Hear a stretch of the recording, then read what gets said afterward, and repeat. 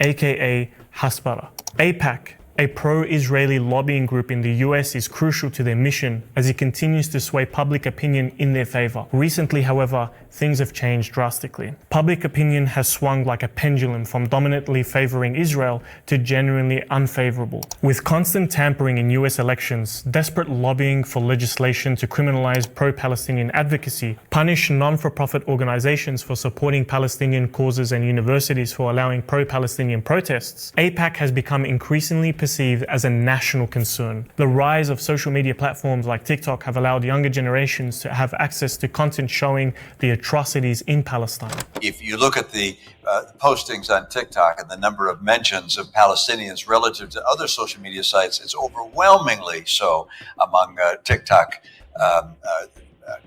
broadcasts. Broadcasted debates have become popcorn entertainment for Palestinian advocates watching Israeli pundits being totally destroyed by basic arguments. One is a democracy and an ally of the West, and one is not. Oh, ally of the West. What little slip in there? What's that got to do with anything? So allies of the West get to be genocidal?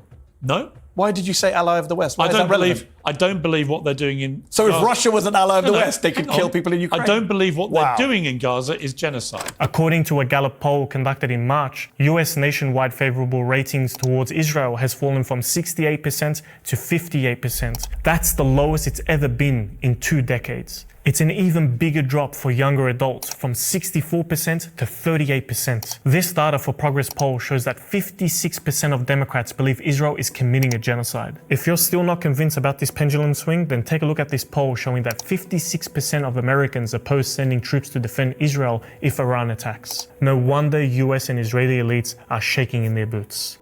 Civil unity.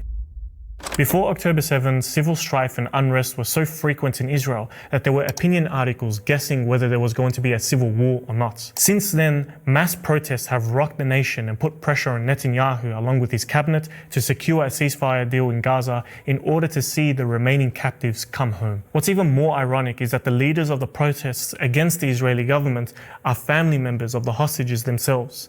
Whether it's from the grief and frustration from Netanyahu and his lackeys deliberately stalling deals, prolonging a war which they know they can't win, or just plain economic volatility plaguing local businesses and shrinking government spending. One can ask, if genocide was to stop tomorrow and the hostages return, would Israeli society